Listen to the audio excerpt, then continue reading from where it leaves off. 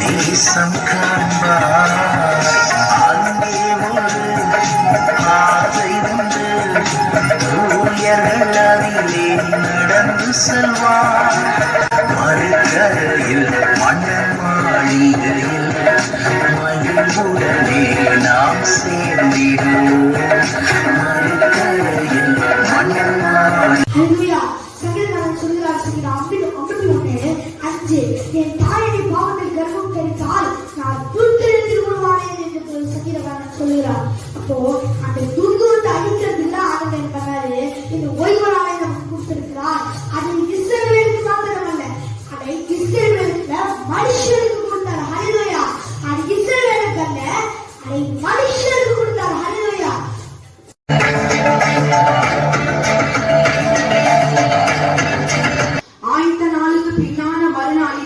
புதன்கிழமை ஆட்டுக்குட்டியானவர் மரித்தார். அவர் சொன்னபடியே வாரத்தின் கடைசி நாளாகிய 7ஆம் நாளிலே என் ஆண்டவராம் இயேசு கிறிஸ்து அவர் உயிர்த்தெழுந்தார். பூமியின் இருதயத்திலே அவர் 3 நாள் 72 மணி நேரம் அவர் இருந்தார்.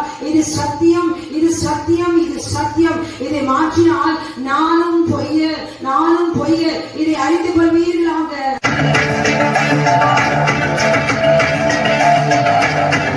யாத்திரா 32ஆம் அதிகாரத்திலே ஆசாரியன் ஆரோன் ஒரு பொன் கன்றுக்குட்டியை வார்ப்பித்து நாளைக்கு கர்த்தருக்கு கண்டிகை என்று சொன்னான். அதன் மூலமாக அவன் ஜனங்களை நிர்வாணமாக்கி இருந்தான். 3000 பேர் செத்து மடிந்தார்கள். இன்றைக்கும் ஆரோனை போல ஆசாரியத்தை பெற்றவர்களே, கிறிஸ்துமஸ் என்ற பொன் கன்றுக்குட்டி, நியூ இயர் என்ற பொன் கன்றுக்குட்டி, குட் ஃப்ரைடே என்ற பொன் கன்றுக்குட்டி, ஈஸ்டர் என்ற பொன் கன்றுக்குட்டி, சண்டே வொர்ஷிப் என்ற பொன் கன்றுக்குட்டி செய்து இது கர்த்தருக்கு பண்டிகை, இது கர்த்தருக்கு ஆராதனை என்று சொல்லுகிற ஆசாரியர்களே, அதிக ஆக்கினி அருவம் என்று அறிந்து மனம் திரும்புவீர்களாக.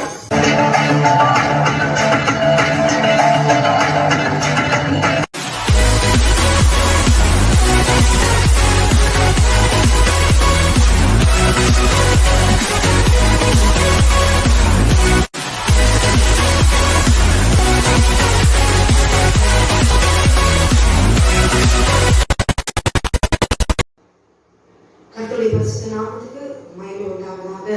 இந்த சாயங்கால வேளையில கூட தேவனாகிய கர்த்தர் நமக்கு கொடுத்திருக்கிறதான இந்த நாள் ஓய்வு நாள். இந்த ஓய்வு நாளிலே கர்த்தரை நாம் துதித்து அவரை போற்றி மகிமைப்படுத்த வேண்டும். இது மனுஷனுக்கு தேவனாகிய கர்த்தர் கொடுத்த நித்திய கட்டளை. ஆமென். இந்த நாளிலே கூட இந்த ஓய்வு நாளிலே கர்த்தருடைய வார்த்தையை நாம் அறிந்து கொள்ளலாம்.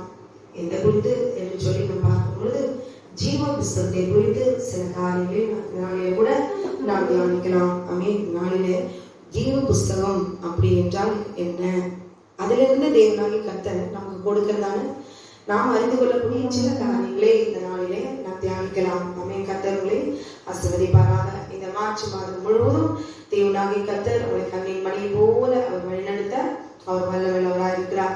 வார்த்தைக்குள்ளாக நாம் கடந்து போவதற்கு முன்பாக நாம் கண்களை மூடி நாம் தம்மை தாழ்த்தி கர்த்தருக்கு முன்பாக நாம் தியானித்து அவருடைய வார்த்தையை தியானிக்க போகிறோம் என்று சொல்லி நாம் ஜெபிக்கலாம். ஆமென். எங்களை நேசிக்கிற எங்கள் அன்பின் பரலோக பிதாவே, இந்த ஓய்வு நாளில கூட ஆண்டவரே உங்களுடைய வார்த்தையை நாங்கள் தியானிக்க போகிறோம். கர்த்தர் எங்களோடு கூட நீ பேசுவீராக. எங்களை மறைத்து நீ வெளிப்பட வேண்டுமா நான் ஜெபிக்கிறேன். ஆண்டவரே தேவ பிரசன்னம் தேவனுடைய மகிமை எங்கள் சொந்த வேண்டும். இது கேட்கிற ஒவ்வொருவருக்கும் என் ஆண்டவர் நீ பிரயோஜனமாக்குவீராக.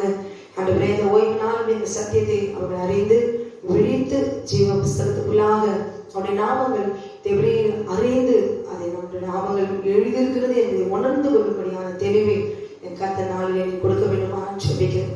இதை கேட்பதற்கு என் கர்த்தர் ஒவ்வொருவருக்கும் அது செய்வீராக. நீ அதை செய்து விட்டபடி நான் உங்களுக்கு நன்றி செலுத்துகிறேன். இயேசுவின் நாமத்தில் கேட்கிறோம் எங்கள் ஜீவனுள்ள நல்ல பரமபிதாவே. ஆமென். ஆமென். கர்த்தர் தாமே உங்களை ஆசீர்வதிப்பாராக. இந்த நாளில கூட யாத்ராகும் 32வது அதிகாரம் 9வது வசனம் வாசிக்கிறேன். பின்னும் கர்த்தர் மோசேயை நோக்கி, இந்த ஜனங்களை பார்த்தே, இவர்கள் வணங்கா கழுத்துள்ள ஜனங்கள், ஆகையால் என் கோபம் இவர்கள் மேல் மூடவும் நான் இவர்களை அழித்து போடவும் நீ என்னை விட்டு விடு, உன்னை ஒரு பெரிய ஜாதியாக்குவேன் என்றார். ஆண்டவர் பாருங்கள, இந்த வார்த்தையை ஆண்டவர் மோசே கிட்ட சொல்றார். மோசே தான் கேட்கணும். ஆனா ஆண்டவர் மோசே இடத்துல ஒரு பரிந்து ஒரு கெஞ்சுகிறது போல ஒரு விண்ணப்பம் வைக்கிறது போல தேவனே வைக்கிறார் மோசேட்ட. அப்படின்னா மோசே எவ்வளவு ஒரு தாழ்மையான ஒரு நல்ல ஒரு விண்ணப்பிக்கிறதுல தேவனுடைய கோபத்தை ஆற்றுகிறது, ஒரு இரக்கமுள்ள ஒரு சுபாவமுள்ள ஒரு மனிதராக அவர் காணப்படுகிறார். பார்க்கும்போதே புரிகிறது. ஆண்டவர் மோசே இடத்துல கேட்கிறார், சொல்றாரு, நீ என்னை விட்டு நான் இவர்களை அழித்து போறேன். சும்மா இப்படிப்பட்ட பாவத்தை மனுஷன் உண்டாக்குன நாள் முதல் நான் பொறுத்துட்டு தான் நான் வந்தேன். நோவா காலத்திலேயே நான் மனுஷனை உண்டாக்குனதற்காக நான் மனஸ்தாபப்படுகிறேன்னு ஆண்டவர் சொல்லி அங்கேயே அழிச்சு போட்டார். ஆனா அதற்கு பிரகாரம் வந்து பார்த்தால் தேவனுடைய இருதய உடைக்கும்படியா மனிதன் அவன் நித்தம் அவன் இருதயம் எல்லாம் அவனை பொல்லாததா இருக்கிறது என்று தேவன் அறிந்து பொறுத்தவராய் வந்து இப்பொழுது என்ன செய்யறாரு, ஒரு மனிதனிடத்துல நீ என்ன விட்டு மோசே, உன்னை நான் ஒரு பெரிய ஜாதி ஆக்குவேன். இல்லையா, இதெல்லாம் எனக்கு ஒரு பெரிய ஜாதி இல்லை, ஜனம் பெருத்த இந்த ஜாதி இப்ப அவ்வளோ கடற்கரை மனை போல திரளாம் நிக்குது ஆபிரகாமுடைய சந்ததி. இப்ப எனக்கு இது வேண்டாம், ஆனா உன்னை ஒரே ஒரு மனுஷன் கொண்டு எனக்கு போதும், இதுக்கு மேல நான் உன்னை வச்சு ஒரு பெரிய ஜாதி ஆக்குவேன்னு சொல்றா. இதே நாமளா இருந்தா என்ன செய்வோம், அப்படியே சரியானவரே அப்படின்னு சொல்லி சொன்னதை கேட்கிற பிள்ளையாவை மாறி போவோம். ஆனா மோசே அப்படி செய்யவில்லை. ஆண்டவருக்கு அவருடைய கோபத்தை ஆற்றுகிற வரையில என்ன சொல்ற தெரியுங்களா, 10வது வசனத்துல ஆண்டவரே அவருடைய கோபத்தின் உக்கிரதை எல்லாம் மாற்றி அவர் மேல நீங்க பரிதாபம் கொள்ள ஆண்டவரே, ஏன் தெரியுங்களா, உமது தாசனாகிய ஆபிரகாமையும் ஈசாக்கையும் இஸ்ரவேலையும் நினைத்தருளும். சரியான நேரத்துல ஆண்டவருக்கு ஞாபகம் ஊட்டுகிறார். நீங்க ஆண்டவரே நீங்க சொன்னீங்களே ஆபிரகாம் ஈசாக் யாக்கோபு இவர் 3 பேருக்கும் நீங்க வாக்கு பண்ணிருக்கீங்க ஆண்டவரே, அதை நீங்க முதல்ல நீங்க கொஞ்சம் நினைச்சு பாருங்க. ஏன்னா உங்க சந்ததியே வானத்து நட்சத்திரங்களை போல பெருக பண்ணி நான் சொன்ன இந்த தேசம் முழுவதையும் உங்க சந்ததியார் என்றென்றைக்கும் சுதந்திரித்துக் கொள்ளும்படிக்கு அவர்களுக்கு கொடுப்பேன் என்று உண்மை கொண்டே அவர்களுக்கு ஆணையிட்டு சொன்னீரே என்று கெஞ்சி பிரார்த்தித்தான். அப்படியானா தேவனுக்கு இதெல்லாம் தெரியாதா? எல்லாமே தெரிந்திருக்கும். ஆனாலும் தேவனுடைய கோபத்தை நாம் மிஞ்சி பாவத்தை செய்யும் பொழுது இவ்விதமாய் தம்மை தாழ்த்தி ஆண்டவர் சமூகத்திலே நாம் விண்ணப்பிக்க கற்றுக்கொள்ள வேண்டும். இந்த இடத்துல தேவனுடைய கற்பனையை பெற்றுக் கொள்வதற்கு முன்பாகவே என்னதான் எகிப்திலிருந்து ஆட்டுக்குட்டி ரகத்தை நீங்க தெரிச்சு அந்த தேசத்திலிருந்து நீங்க வெளியே விடுதலை பெற்று வந்துடலாம். ஆனா வழியில வரும்பொழுது நான் என்ன செய்வேன், உங்களை எகிப்தின் பாவத்துல நான் விழ வைப்பேன். மனுஷனுடைய தலையை நாம் அறிந்தவன் அந்த வழியில காத்திருக்க முடியாதபடிக்கு தேவன் மோசையில மலையில அவன் அக்கினி வெளியினால எழுதி முடிக்க அந்த கற்பனை 10 எழுதி முடித்து மோசையில ஆண்டவர் கொடுக்கிறார். கொடுத்து அனுப்பும் பொழுது அது முடிக்கும் போதே இங்க பிசாசு என்ன செய்யறான், எந்த 10 கட்டளைக்கும் விரோதமான பாவத்தை அவன் செய்து முடித்து விட்டு தேவனிடத்துல காமிக்கிறான். ஜனங்கள் உங்க ஜனம், இது உங்க ஜனம் தான் இல்லைன்னு சொல்லல, ஆனா வந்த வழியில என்னுடைய பாவத்தை அவர்களுக்காக செலுத்துவேன்னு சொல்லி சவால் விட்டு அந்த இடத்துல ஜனத்தை விழ வச்சா பாருங்க. அந்த தேவனாகிய கர்த்தர் மோசையிடத்துல கற்பனையை கொண்டு வந்து ஜனங்களுக்கு அதை சொல்லி காண்பிக்க கூட இல்லை, 10 கற்பனையே வாசிக்க கூட இல்லை, அவனுக்கு சொல்லவும் இல்லை. அதை பெற்றுக்கொண்ட மோசே வரும்பொழுது அதற்கு முன்பாக கெஞ்சி பிரார்த்தித்த மோசே, ஹல்லேலூயா, ஆண்டவரே பரிதாபம் கொள்ளும், அவர் மீது பரிதாபம் கொள்ளும் ஆண்டவரேன்னு சொல்லி கெஞ்சி பிரார்த்தித்த மோசேயே என்ன செய்ய, ஆண்டவரும் என்ன செய்ய தெரியல, அதை பார்க்கல, அந்த பாவத்தை கண்ணுல பார்க்கல. ஆனாலும் ஆண்டவர் என்ன செய்கிறார், மோசேயுடைய விண்ணப்பத்தை கேட்டு ஆண்டவர் தான் ஜனங்களுக்கு கர்த்தர் செய்ய நினைத்த தீங்கை செய்யாதபடிக்கு பரிதாபம் கொண்டார். ஹல்லேலூயா. இப்பதான் மோசே இறங்கி வரும்பொழுது கற்பனையை எடுத்துக்கொண்டு வரும்பொழுது இப்பொழுது முகமுகமாய் பார்க்கிறார். முகமுகமாய் பார்த்த பிறகு அந்த கற்பனையில என்ன எழுதப்பட்டதுன்னு ஜனங்களுக்கு போதிக்கவே இல்லை, ஆனா சொல்லவே இல்லை. அந்த கட்டளையை எழுதி கொடுத்தது இவையெல்லாம் செய்ய வேண்டும் என்று தேவனாகிய கர்த்தர் சொல்லிக் கொடுத்த 10 கட்டளைப்படி நீங்கள் இருக்க வேண்டும் என்று எழுதி கொடுத்த அந்த கட்டளைக்கு விரோதமாய் அந்த இடத்துல அவர்கள் பாவம் செய்து முடித்து விட்டார்கள். இப்ப அந்த இதெல்லாம் எதுக்கு படிக்கணும் இல்லைங்களா? எதுக்கா, எது எப்படி இருக்க வேண்டும், கட்டளை நமக்கு என்னென்ன கட்டளை ஆண்டு கொடுக்கிறார் என்று கேட்பதற்கு முன்பாகவே அந்த கட்டளையை முறித்து போட்டு விட்டார்கள். எங்களுக்கு கற்பனை வேண்டாம், கட்டளையில எனக்கு வேண்டாம் என்று சொல்லி உடைத்து போட்டுட்டாங்க. ஹல்லேலூயா. அப்ப மோசே தன் கையில் இருந்த 2 கற்பனைகளை அவன் உடைத்து போட்டான். கோபத்தினாலே நேர்ல பார்க்கும்போதுதான், இப்ப மனுஷன் நேர்ல பார்க்கும்போது தேவன் அவர்கள் செய்த பாவத்தை முகமாய் கண்டு, ஆண்டவர் முதல்ல நான் ஜனத்தை நீ என்னை விட்டு விடு, நான் என்ன செய்வேன், இவன் மனங்கா கழுத்துற ஜனம் நான் இழித்து போட போறேன், என் கோபம் அவர்கள் மூடனுடைய விட்டு மோசேன்னு சொல்லி ஆண்டவர் மோசே சொன்னான். ஆனா மோசே ஒரு மனுஷன் முகமுகமாய் பார்த்தபோது மோசேயுடைய கோபத்தினால வந்த காரியத்தை செயல்படுத்த முடியவில்லை. கட்டளைகளை அப்படியே கற்பனைகளை கீழே போட்டு உடைச்சிட்டாங்க. ஹல்லேலூயா. இப்ப என்ன செய்யறது தெரியல. மறுபடியும் மோசே என்ன செய்தாரு, நேர்ல போய் மறுநாளிலே மோசே ஜனங்களை பார்த்து, நீங்கள் மகா பெரிய பாவம் செய்தீர்கள், உங்களுக்காக பாவத்தை நிவர்த்தி செய்ய கூடுமோ என்று அறிய இப்பொழுது நான் கர்த்தரிடத்திற்கு ஏறி போகிறேன் என்று சொல்லி அந்த இடத்துல ஆண்டவரிடத்துல போய் என்ன செய்யற தெரியுங்களா, மோசே ஆண்டவரே, இந்த ஜனங்கள் பொன்னினால தங்களுக்கு ஒரு தெய்வத்தை உண்டாக்கி மகா பெரிய பாவம் செய்திருக்கிறார்கள். முதல் 4 கற்பனையில என்ன செஞ்சுட்டாங்க, உடைச்சிட்டாங்க. ஆண்டவரே, மீதி 6 கற்பனையிலையும் என்ன செய்யறாங்க, பாவத்தை செஞ்சிட்டாங்க, வேசித்தனத்தையும் செஞ்சிட்டாங்க. 10 கட்டளையை மீறிட்டாங்க. ஆகிலும் தேவரீர் அவர்கள் பாவத்தை மன்னித்தருளுவீரானால் மன்னித்தருளும். ஹல்லேலூயா. இதுவரைக்கும் மோசே மன்னிங்க ஆண்டவரே, பரிதாபம் கொள்ளும், இரக்கத்தை தாரும் என்று சொல்லி கெஞ்சி கெஞ்சி பிரார்த்தித்த மோசே இப்பொழுது அவருக்கே தெரிந்திருக்கிறது இதற்கு மன்னிப்பு கிடைக்குமா என்று சொல்லி அவருக்கே ஒரு சந்தேகம் தான். இப்ப ஆண்டவர்கிட்டே விட்டுட்டார், தேவரே அவர்கள் பாவத்தை மன்னித்தருளுவீரானால் மன்னித்தருளும் என்று சொல்லி, இல்லாவிட்டால் நீ எழுதின உம்முடைய புஸ்தகத்திலிருந்து என் பெயரை கிறுக்கி போடும் என்றான். ஹல்லேலூயா. பாருங்களேன், ஒரு ஜன கூட்டம், தன் சொந்த ஜனம், தேவன் தெரிந்து கொண்ட ஜன பாவத்தை செய்தது என்பதற்காக எந்த பாவம் அந்த ஜனத்திற்கு மன்னிப்பு கிடைக்க வேண்டும் என்று சொல்லி, நீ எழுதின உம்முடைய புஸ்தகத்திலிருந்து என் பெயரை கிறுக்கி போட்டு, அத்தனை பேருக்காக தன்னுடைய பேர் கூட ஜீவ புஸ்தகத்துல வேணான்னு கிறுக்கி போட்டு சொல்லுவாங்களா? யாருக்கு இப்படிப்பட்ட ஒரு இருதயம் வரும்? பெற்ற தாய் தகப்பன் கூட தன் பிள்ளைகள் இப்படிப்பட்டதான ஒரு பாவத்தை செய்யும் பொழுது சொல்வார்களா என்று எனக்கு தெரியல. நானே ஹல்லேலூயா. ஏனென்றால் அது எழுதப்பட்ட புஸ்தகம் பரலோகத்துக்குரியது, ஜீவ புஸ்தகம். ஹல்லேலூயா.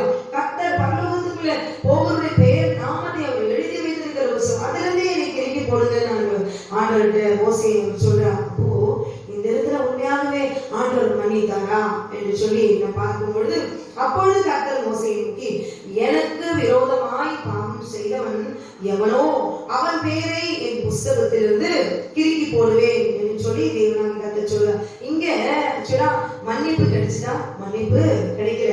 ஆண்டவர் என்னன்னா மோசே மன்னிப்பு கிடைக்கும், ஜனங்களுக்கு மன்னிப்பு பெற்றுக் கொடுக்கலாம் பார்த்தாலும் ஜீவ புஸ்தகத்திலிருந்து என் பேரை கிறுக்கி போடும் என்று சொல்லி மோசே எப்படி வேணாலும் அவர் வாயிலிருந்து சொல்லலாம். ஆனால் தேவன் சொன்ன பதில், எனக்கு விரோதமாய் பாவம் செய்தவன் எவனோ அவன் பேரை என் புஸ்தகத்திலிருந்து கிறுக்கி போடுவேன். ஹல்லேலூயா.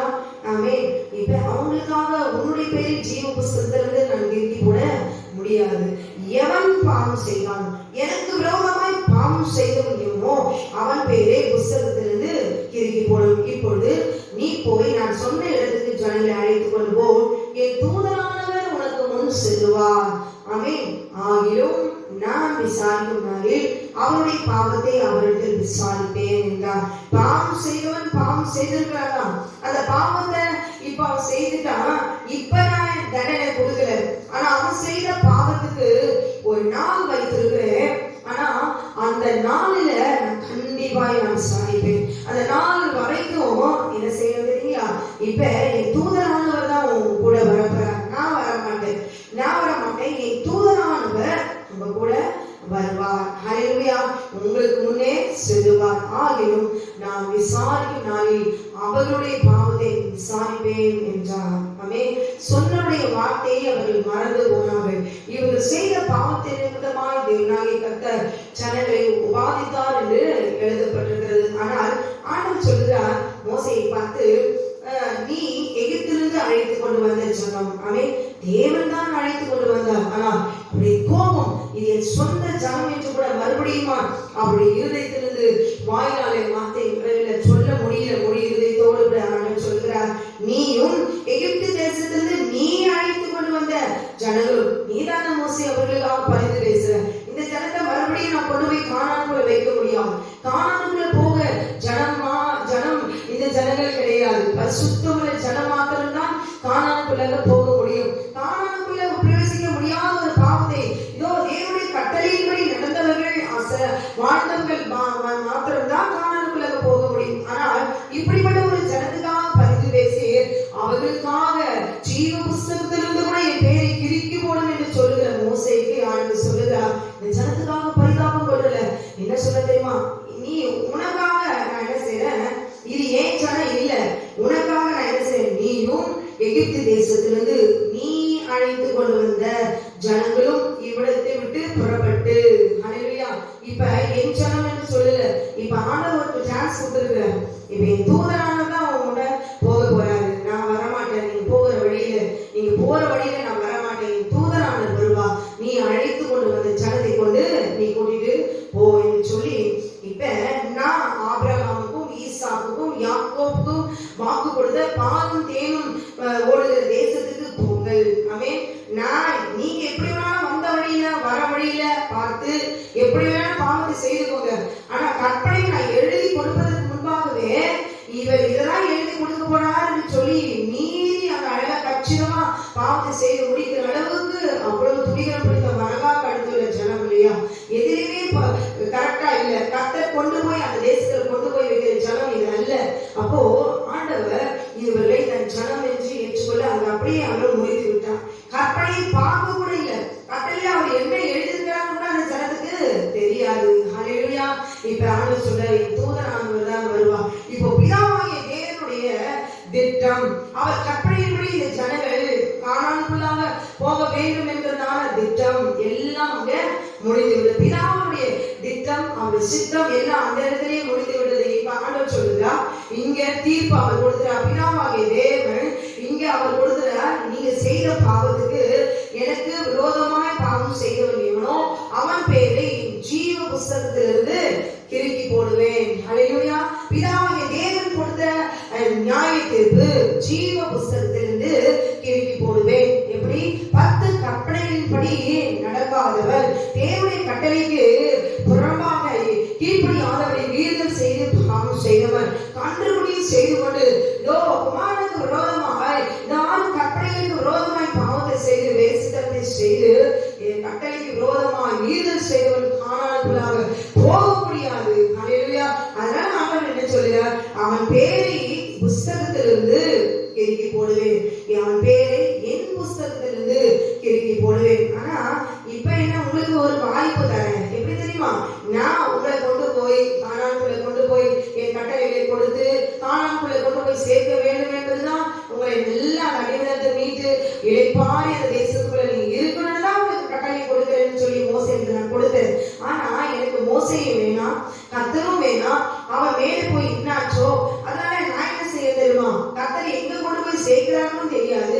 ஆனா நாங்க போற பாதையில நாங்க போறோம். ஆனா வந்த வழியில எகிப்துல செய்த பாவத்தெல்லாம் நான் விட முடியாது. ஹல்லேலூயா.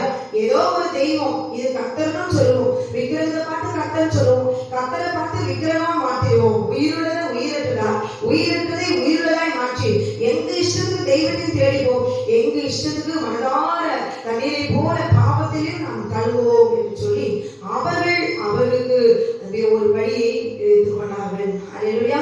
அப்ப இப்படிப்பட்டவர்களுக்கு கானானுக்குள்ள இடம் இல்லை, பரலோகத்துக்குள்ள இடமும் இல்லை.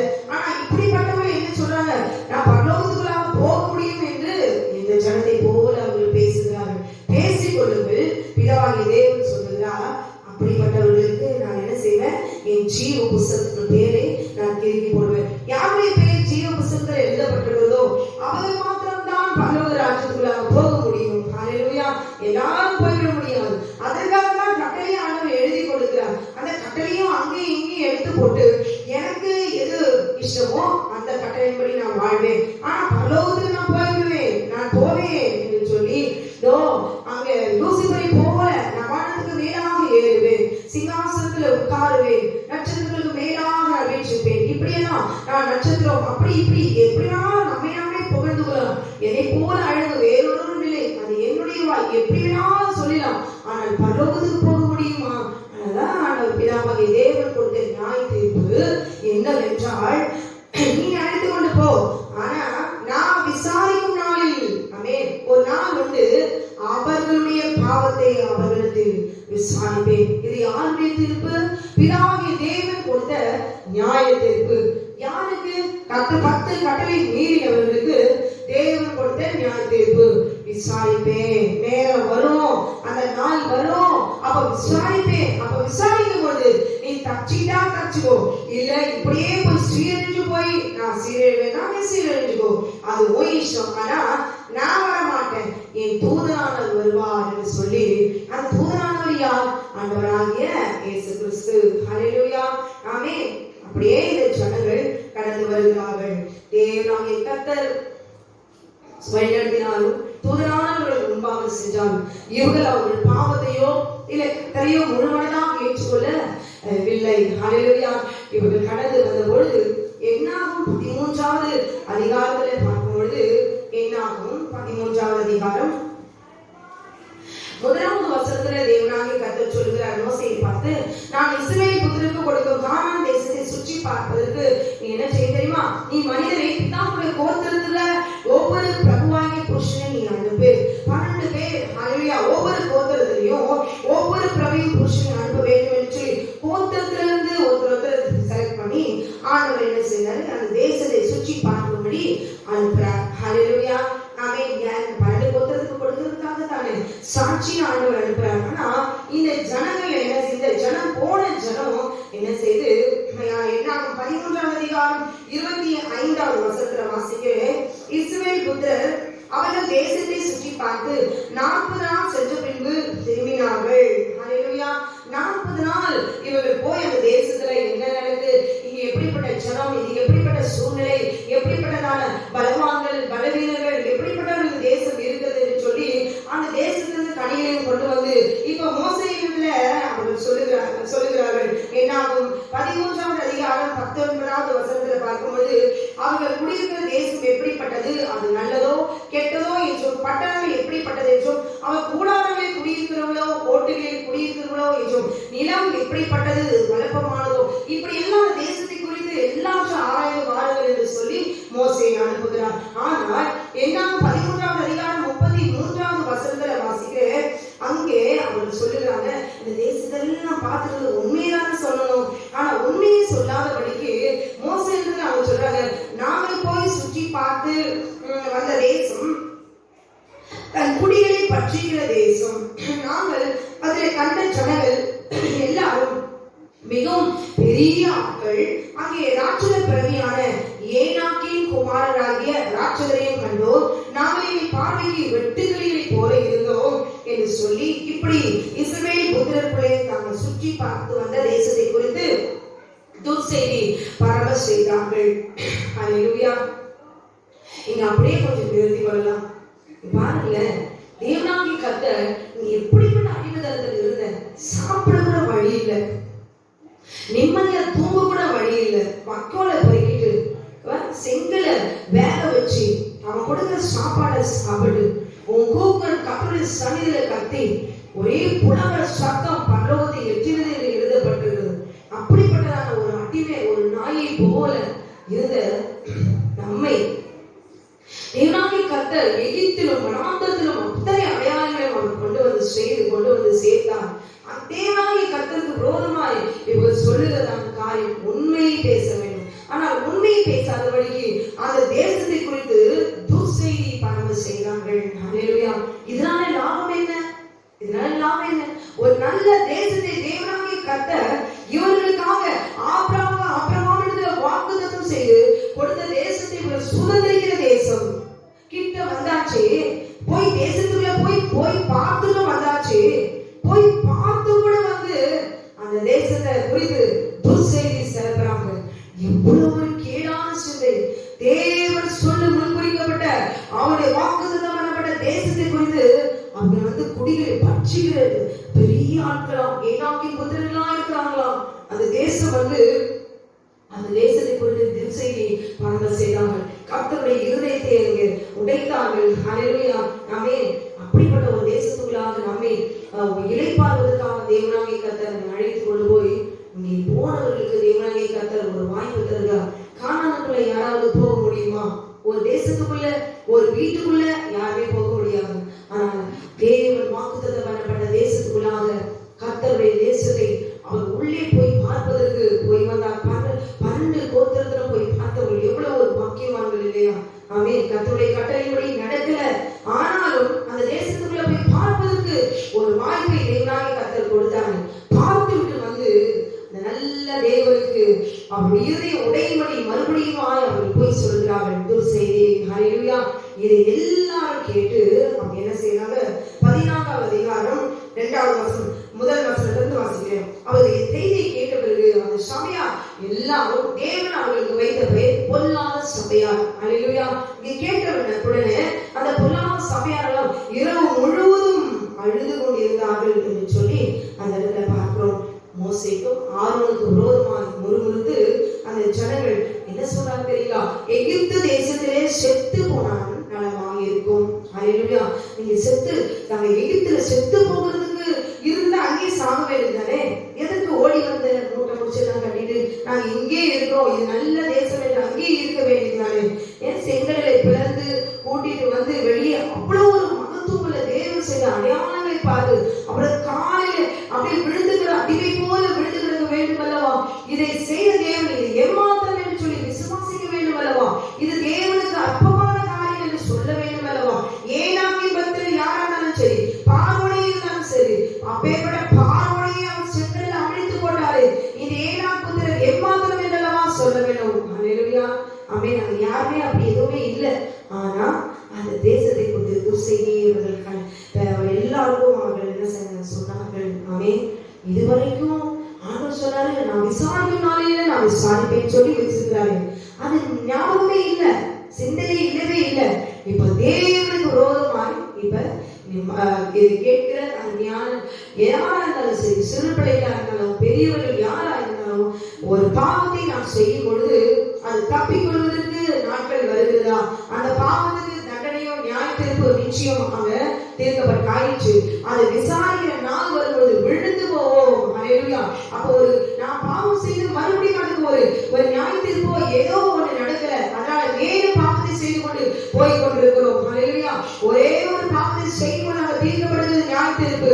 அந்த நாள் வரும்பொழுது அதுக்கு நாள் வரும் என்று விசுவாசிக்க வேண்டும். அதுக்கு பின்பாக மேலும் மேலும் பாவத்தை செய்து அது தீர்க்கப்படும் பொழுது, உறுதிப்படும் பொழுது விசாரிக்கிற நாள் என்று ஒரு நாள், நியாய தீர்ப்பு என்கிற நாள் வரும். ஹல்லேலூயா. அப்ப நம்ம புலம்புவோம், ஐயோ நம்ம என்ன செய்தோம், ஏன் இப்படி வந்துச்சு, இப்படிப்பட்ட ஒரு இக்கட்டு நமக்கு ஏன் வந்துச்சு, நம்ம பிள்ளைகளுக்கு ஏன் இப்படி வந்தது என்று சொல்லி புரியாம அழுது கொண்டிருக்க கூடாது. அந்த நேரத்திலாவது தாழ்த்தி நான் ஏதோ பாவத்தை செய்திருக்கிறேன் என்று சொல்லி செய்த பாவத்தை உணர வேண்டும். ஹல்லேலூயா. திரும்பி பார்க்க வேண்டும். இவர்கள் தேவன் சொன்ன தேசத்தை பார்க்காமல் எகிப்தை திரும்பி பார்த்தார்கள். நான் எகிப்துல என்ன சொல்றாங்க ஆண்டவருக்கு முன்னாடி? எகிப்து தேசத்துல செத்து போனால் நலமாய் இருக்கும், சாக வேண்டியதானே. ஏன் அங்க ஆண்டுடைய நாமத்தை அசிங்கப்படுத்துற புறஜாதிய சுற்றி இருக்கிற புறஜாதிய மத்தியில ஏன் அவருடைய நாமத்தை தூஷிக்கிற, ஏன் முறுமுறுக்கிற? கர்த்தர் கொடுத்த சாகாரத்தையும் தண்ணீரையும் கொடுத்துட்டு, அவர் கொடுத்த வஸ்திரத்தை கொடுத்து, அவர் வானத்திலிருந்து வர வைத்த மன்னாவை சாப்பிட்டு, அவர் கொடுக்கிறதுனால சாப்பிடுத, கொடுக்கலன்னா எட்டி உதைப்ப, கொடுக்கலன்னா சாப்பிடுத, சாப்பிட்ட உடனே முழங்கால் போட்டு அப்படியே குப்புரடிச்சு ஆண்டு துதிச்சு அப்படியே முகப்புற விழுது அப்படியே துதிப்ப, 2 நிமிஷம் துதிப்ப, அதுக்கப்புறம் கஷ்டம் வரும்பொழுது மறுபடியும் எட்டி உதைப்ப. நீ விசுவாசிக்க உன்னால கூடாது. தேவனாகிய கர்த்தர் இதுவரைக்கும் வழிநடத்தி வந்தாரு. நீ பசியும் தாங்கணும், பட்டினியும் தாங்கணும், கொள்ளை நோயும் தாங்கணும், எதுவானாலும் தாங்கணும். நீ வர வழியில உனக்கு எது நடந்தாலும் கர்த்தர் பெரியவர், இதன் மூலமாய் கர்த்தரை போஷிக்க வல்லவர் என்று சொல்ல வேண்டும். ஆமென். அப்படியே வர வழியெல்லாம் ஒண்ணுமே கொடுக்காம சாகடிச்சாரா? ஹல்லேலூயா. அவர் பார்த்தார், 3 நாள் கண்ணீரை தாங்கறியா, பசியை தாங்கறியா, பட்டினியை தாங்கறியான்னு பார்த்தார். எதுக்கு? நீ எப்படிப்பட்ட ஜனம் என்று தெரியும். முறுமுறுக்க கூடாது, அவிசுவாசப்படக்கூடாது. நீ எகிப்திலே சொன்னபடி செத்துறதா நல்லா இருக்குமே, ஆனால்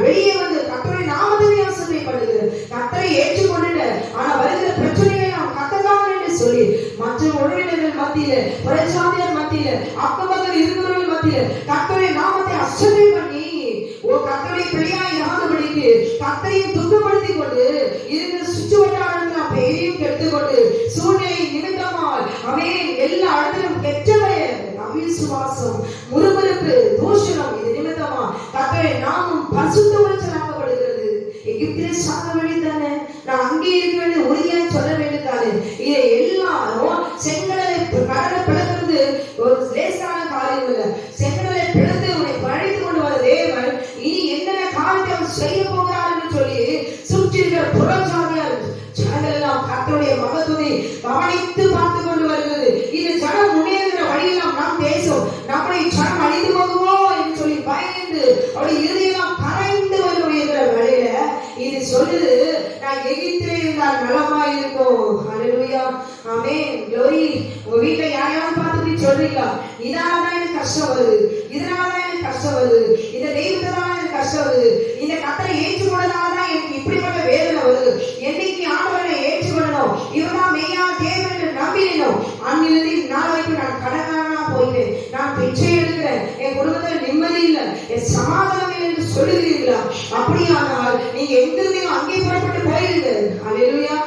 திரும்பி வந்து கர்த்தரை ஏற்றுக்கொண்டதுனால அவன் நாமத்தை பரிசுத்த உரைச்சாக்கி அவன் இருதயத்தை துக்கப்படுத்தி வணங்கா கழுத்துரை ஜனமா. எதுக்கு தெரியுமா? அக்கம்பக்கம் இருக்கிறவனா இப்ப என்ன செய்றாங்க? உங்கள் நிமித்தம் நீங்க செய்கிற அந்த அசட்டை, நீங்க செய்கிறதான அகங்காரம், மானம், தூஷணம், முறுமுறுப்பு, விரோதமான பேச்சு, அந்த சாதிகள் எல்லாம் கர்த்தரை தூஷிப்பார்களே.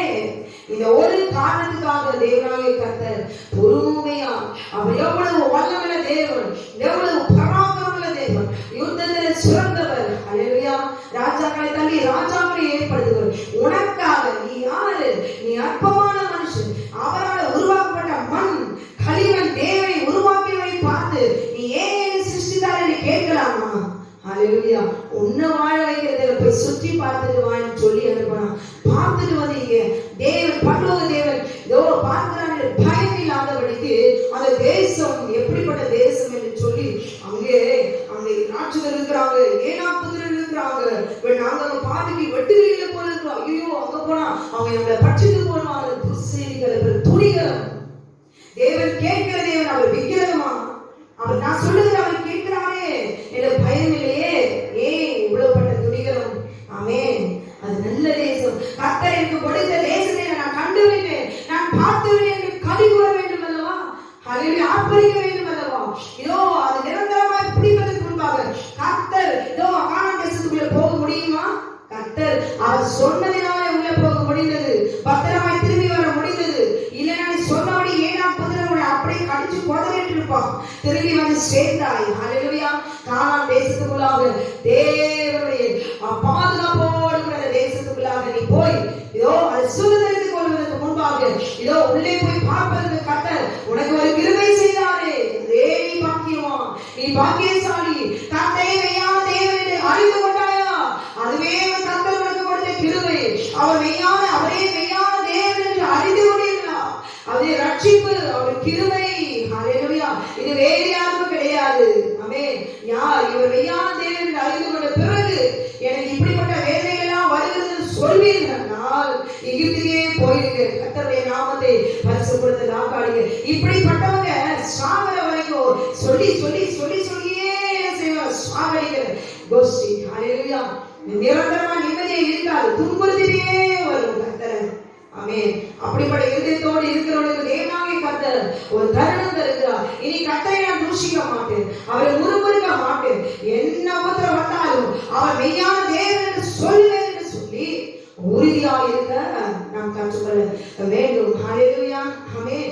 அது மாத்திரமல்ல, எகிப்து தேசத்திலே செத்து போனா நலமா இருக்கும், இந்த வனாந்தரத்திலே நாங்கள் செத்தாலும் நலம்.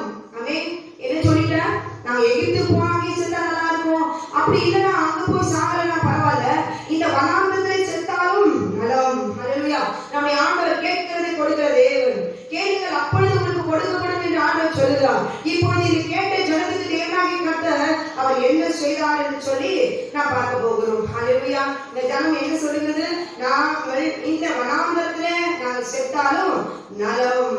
அதனால 3வது வசனம், நாங்கள் பட்டைத்தால் மடியும் மடிக்கும் என் பெண் சாதிகளுக்கும் பிள்ளைகளுக்கும் கொள்ளையாகும் மடிக்கும் கர்த்தரை இந்த தேசத்துக்கு கொண்டு வந்தது என்ன? ஆமென். நல்ல தேசத்தை பார்த்து விட்டு வந்த பிறகு இப்படிப்பட்ட வார்த்தை சபையார் எல்லாருக்கும் சொல்லி புலம்புறாங்க.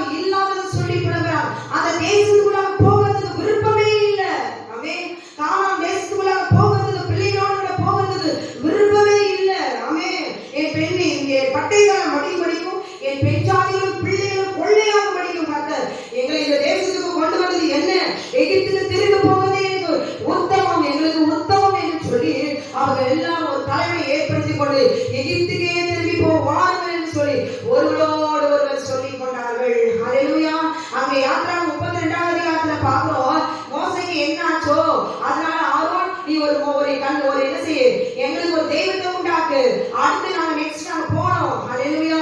போய் கானானை சுதந்தரிக்கிறோம். எப்படி? ஏன் இஷ்டப்படி வாழ்ந்து பரலோக ராஜ்யத்துக்குள்ள நாம போகணும். இது ஒரு கோஷ்டி. இப்போ இங்க இரண்டாவது கானானுக்குள்ள அவங்க சுதந்தரிக்க போகிற நேரத்துல இவங்க சொல்றாங்க, நாங்க எங்களுக்கு கானான் வேணாம், நாங்க எகிப்துக்கே நாங்க திரும்பி போகிறோம். இந்த பரலோக ராஜ்யத்துக்குள்ள நாம போவது எங்களுக்கு வேண்டாம். எங்களுக்கு பாவம் தான் வேணும், எங்களுக்கு வேசித்தனம் தான் வேணும், எங்கள் இஷ்டம் போல நாங்கள் வாழ வேண்டும், நாங்க எகிப்துக்கே திரும்பி போகிறோம் என்று சொல்லி அப்படியே முகம் குப்புற ஆரோனும் மோசேயும் விழுகிறார்கள். ஹalleluya. ஆமென். glory. கர்த்தருக்கு விரோதமாக மாத்திரம் என்ன செய்ய கலகமானார்கள் சொல்லி காலேபு யோசுவா அந்த இடத்துல சாட்சி கொடுக்கிறார்கள். அது நல்ல தேசம். நீங்க அந்த தேசத்துக்கு ஜனங்களுக்கு நீங்கள் பயப்பட வேண்டியதில்லை, அவர்கள் நமக்கு இறையாவார்கள். ஹalleluya. அந்த ஜனத்தை இறையாக்குறதுதான் ஆண்டவர் வைத்திருக்கிறார். அந்த கானானை அழிப்பதற்காக தான் கர்த்தர் நம்மை சிருஷ்டித்தார். ஹalleluya.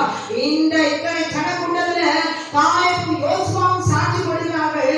அவர்களை காத்த நிழல் அவர்களை விட்டு போனது, விலகி போயிற்று.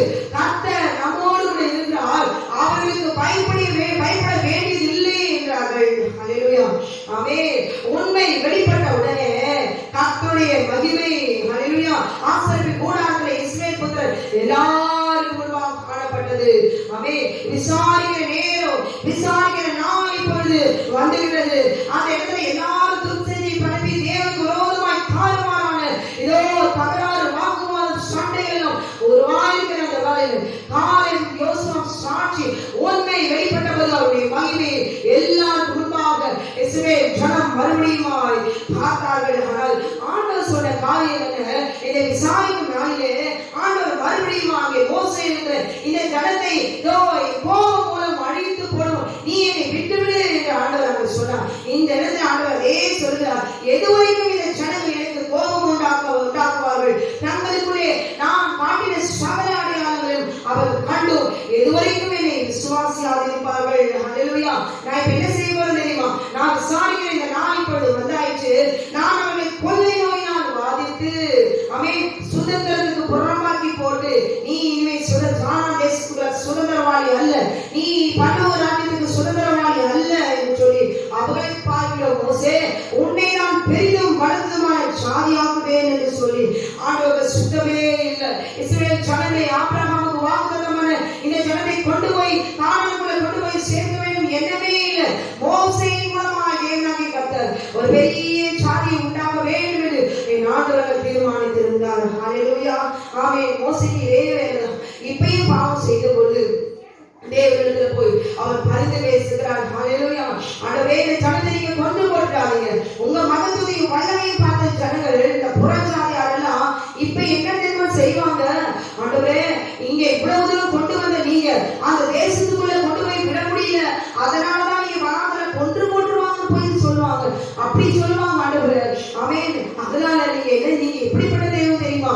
கர்த்தர் நீங்க நீடிய சாந்தம், எந்த கிருபையுள்ள ஒரு என்றும் அக்கிரமத்தை மீறுதலையும் மன்னிக்கிற வேண்டும், குற்றமற்றவர்களை குற்றமற்றவர்களாக விடாமல் பிதாக்கள் செய்த அக்கிரமத்தை பிள்ளைகளுக்கு 3ஆம் 4ஆம் தலைமுறை மட்டும் நீ விசாரிக்கிறவன் என்று நீ சொல்லியிருக்கிறபடியே என் ஆண்டவருடைய வல்லமை பெரிதாய் விளங்குவதாக என்று சொல்லி என் ஆண்டவருடைய கோபத்தை தனித்தவரால் அந்த இடத்துல ஆண்டவர் பேசுகிறார். ஆண்டவர் சொல்கிறாரு, இந்த ஜனங்களுடைய அக்கிரமத்தை மன்னித்தலும் என்று மறுபடியுமாய் மோசே அவர் விண்ணப்பிக்கிறார். ஆண்டவர் ஒரே வார்த்தை, அப்பொழுது கர்த்தர் உன் வார்த்தையின்படியே மன்னித்தேன். ஹalleluya.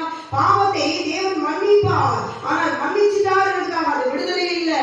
தேவன் நாம் செய்த பாவத்தை அவர் மன்னிக்கிறேன் என்று அவர் கிருபை நான் உன்னை மன்னிச்சிட்டேன்னு சொல்லுவார். ஆனால் அந்த மன்னிப்பு கிடைச்சிட்டா நீ செய்த பாவத்துல அதுக்கு உனக்கு விடுதலை இல்லை, ஆனால் தண்டனை உண்டு.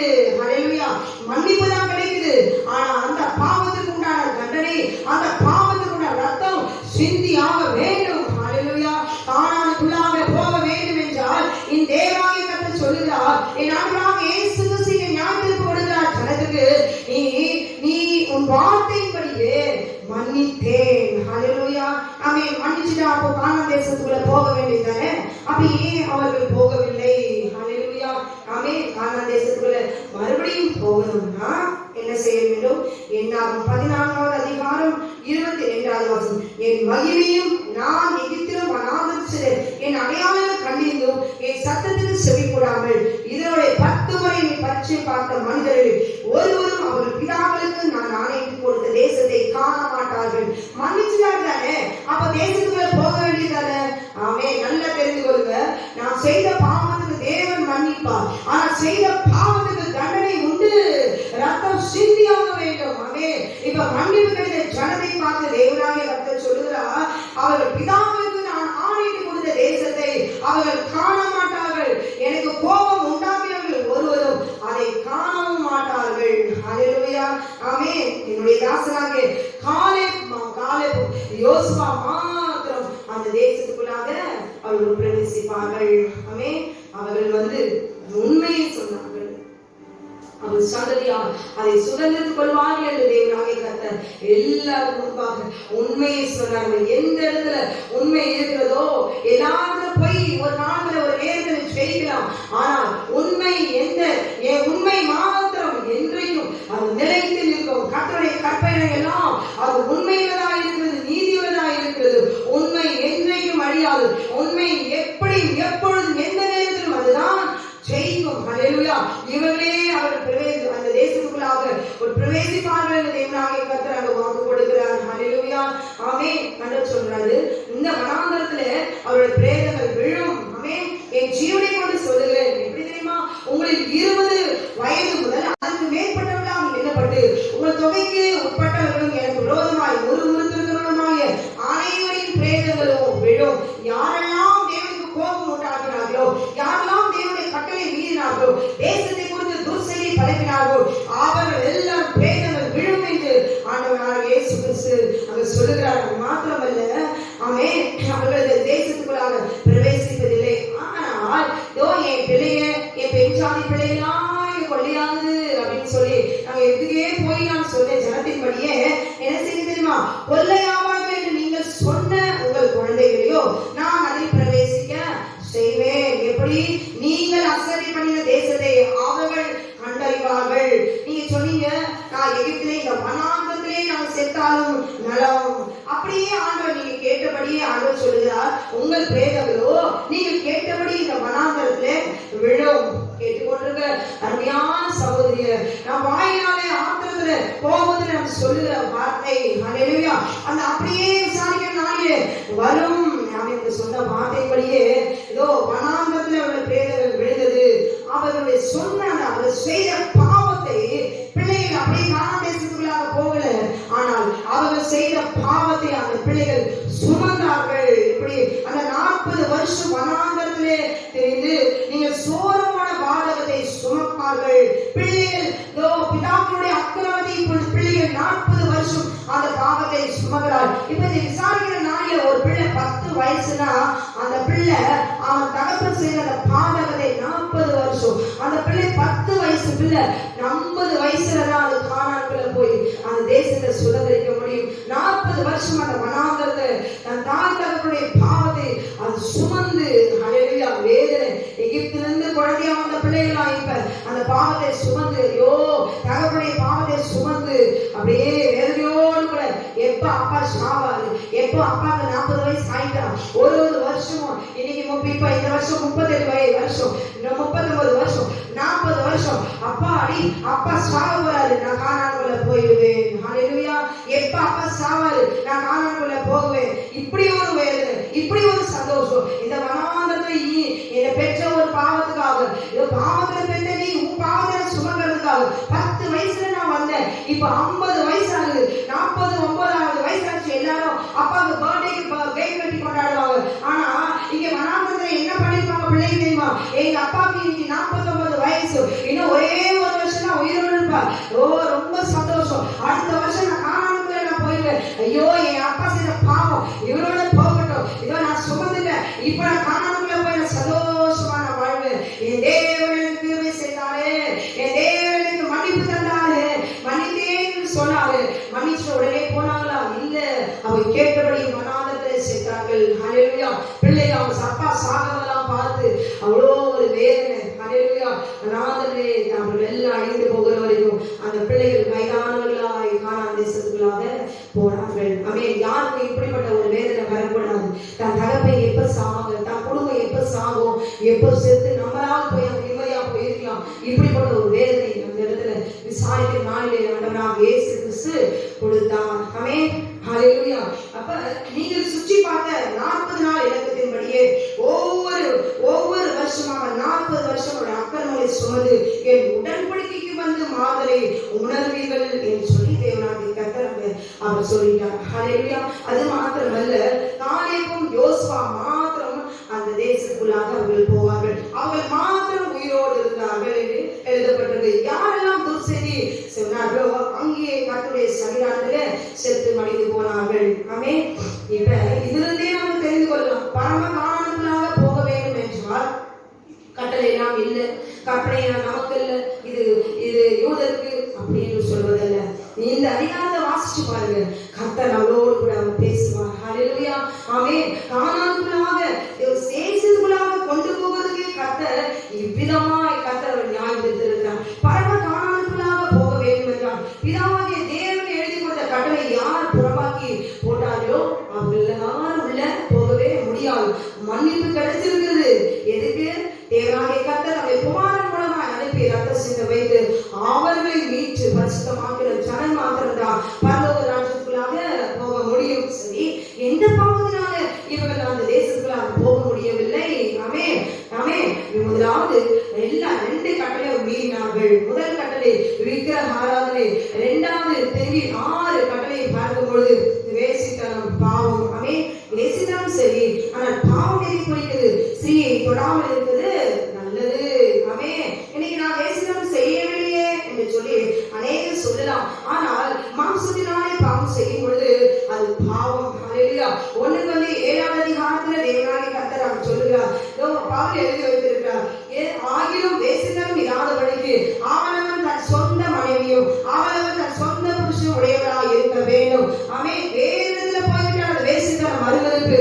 ஆனால் இந்த இடத்துல சொல்வது ஒரு குடும்பத்துல தேவனாகிய கர்த்தர் பரிசுத்தமாக்கி ஆதாமும் ஏவாளும் செய்தது பாவம். வெளியில போய் வேறு ஸ்திரீயோடு செய்வது வேசித்தனம். ஆனால் ஏதேன் தோட்டத்தில் செய்தது பாவம். ஹalleluya. அங்கே நிர்வாணமாய் நின்றார்கள். ஹalleluya. அப்போ இந்த பாவம் என்பதான அக்கிரமத்தை அவர் செய்தபடினாலே பாவ மன்னிப்பு உண்டாகும்படி ஆண்டவராகிய இயேசு கிறிஸ்துவின் ரத்தம் சிந்தப்பட்டு பரிசுத்தமாக்கப்பட்டவர்கள் மாத்திரமே பரலோக ராஜ்யத்துக்குள்ளாக ஒரு பிரவேசிப்பார்கள். ஆமென். அதனால ஆண்டவர் சொல்லுகிறார், நான் மரித்து என்ன செய்யறோம், உயிரோடு இருக்கும் பொழுது அவர் ஊரில் செய்த நாட்களிலே ஆண்டவர் அநேகரிலே தன் சீஷர்களுக்கும் ஜனங்கள் மத்தியில் ஆண்டவர் சொல்லுகிறார், நான் மரித்து 3ஆம் நாளில் உயிர்த்தெழுவேன் என்று சொல்லி. ஹalleluya. யாருக்கு? நாம் தெரிந்து கொண்ட ஸ்ரீடர்களுக்கு தேவனாகிய கர்த்தர் அநேக தடவை மத்தேயு 16:21 ஆண்டவர் சொல்லுகிறார், மத்தேயு 17:21 அநேக மத்தேயு மார்க் எல்லா சுவிசேஷத்திலும் ஆண்டவர் சொல்லியிருக்கார், நான் மரித்து 3ஆம் நாளிலே எழுந்திருப்பேன் என்று சொல்லி ஆண்டவர் சொன்ன வார்த்தையை விசுவாசிக்காமல் சீஷர்களும் இருந்து விட்டார்கள். ஆமென். கடைசியில் அவர் கெத்செமனே தோட்டத்துல அவர் பாடுகளை அனுபவித்ததற்கு முன்பாகவே அவர் நாட்களில் 15 அறிந்து தன் சீடர்களோடு கூட தன் இருதயத்தை திறந்து சீஷர்களை ஆறுதல் படுத்துகிறார். ஒரு இருதயம் கலங்காதிருப்பதாக தேவனிடத்தில் விசுவாசமாயிருங்கள், என்னிடத்தில் விசுவாசமாயிருங்கள். ஏன்னா என் பிதாவின் வீட்டில் அநேக வாசஸ்தலங்கள் உண்டு. அப்படி இல்லாததால் நான் உங்களுக்கு சொல்லி இருப்பேன், ஒரு ஸ்தலத்தை உங்களுக்காக ஆயத்தம் பண்ண போகிறேன். நான் போய் உங்களுக்காக அந்த ஸ்தலத்தை ஆயத்தம் பண்ணின பின்பு நான் இருக்கிற இடத்தில் நீங்களும் இருக்கும்படி நான் மறுபடியும் வந்து உங்களை என்னிடத்தில் சேர்த்துக் கொள்வேன். ஹalleluya. நான் போகிற இடத்தை அறிந்திருக்கிறீர்கள், வழியும் அறிந்திருக்கிறீர்கள். ஹalleluya. ஆண்டவர் சொல்கிறார், 6ஆம் வசனம், நானே வழியும் சத்தியமும் ஜீவனுமாய் இருக்கிறேன் என்று சொல்லி. ஹalleluya. ஆமென். அப்போ நானும் பிதாவும் ஒன்றாயிருக்கிறோம். கற்பனையும் ஆண்டவராகிய இயேசு கிறிஸ்துவினுடைய அவருடைய வசனம். ஆமென்.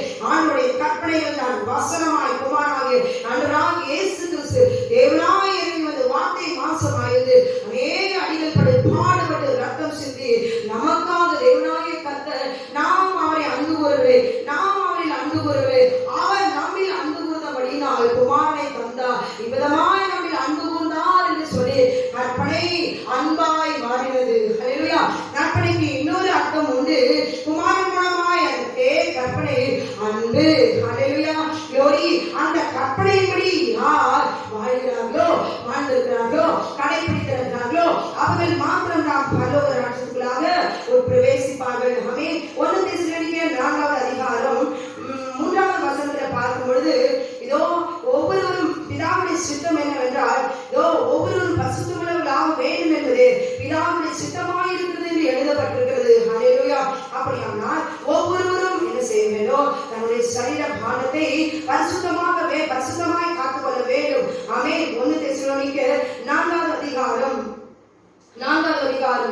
4வது வசனம், தேவனை அறியாத அஞ்ஞானிகளைப் போல மோக இச்சைக்குட்படாமல் உங்களில் அவனவன் தன் தன் சரீர பாண்டத்தையும் பரிசுத்தமாயும் கனமாயும் ஆண்டு கொள்ளும்படிக்கு அறிந்து இந்த விஷயத்தில் ஒருவனும் மீறாமல் தன் சகோதரனை வஞ்சியாமலும் இருக்க வேண்டும். உடனே நான் உங்களுக்கு சொல்லி சாட்சியாக எச்சரிக்கப்படுகிறேன். இப்படிப்பட்ட விஷயங்கள் எல்லாவற்றையும் குறித்து கர்த்தர் நீதி சரிகட்டுகிறவராக இருக்கிறார். ஹல்லேலூயா.